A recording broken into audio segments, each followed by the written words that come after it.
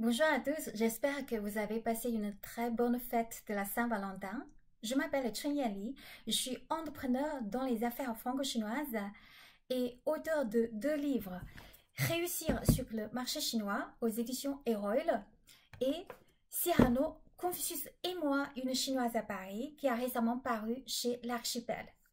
C'est un récit autobiographique qui décrit mon enfance dans un petit village chinois, pourquoi et comment je suis venue en France et mon intégration dans l'Hexagone depuis plus de 17 ans. Aujourd'hui, je vais vous parler du romantisme, un sujet que j'ai traité dans mon nouveau livre. En Chine, nous avons une image idéalisée de la France, surtout du romantisme français.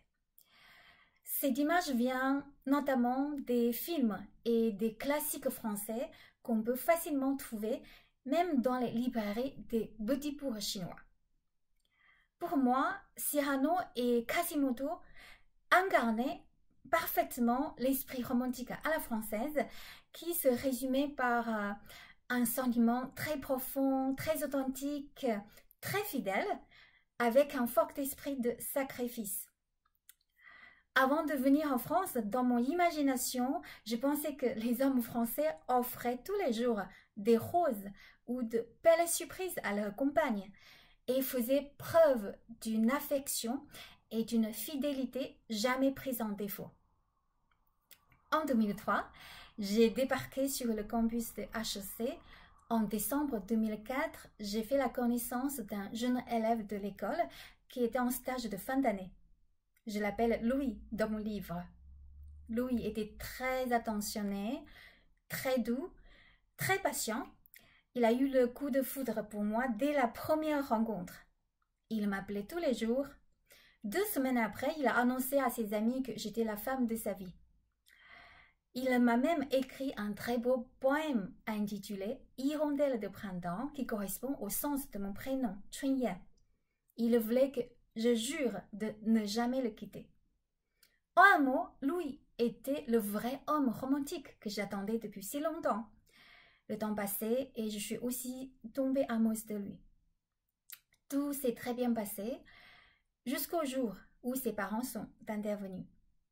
Sa mère se considérait comme une vraie bourgeoise et pensait que j'étais une profiteuse avant même de me rencontrer. Ensuite, lors d'une des premières rencontres, elle m'a demandé ce que je pensais du communisme. Une question surprenante à mes yeux, car même en Chine, très peu de gens me la posaient. Je ne savais pas quoi répondre. Alors, j'ai sorti une réponse issue de la théorie de Karl Marx, sans savoir à l'époque qu'elle voulait en fait me tester avec cette question et que les perceptions françaises et chinoises du communisme étaient très différentes. À partir de ce moment-là, tout a basculé dans une autre direction. Au fond, elle se méfie de mon origine sociale.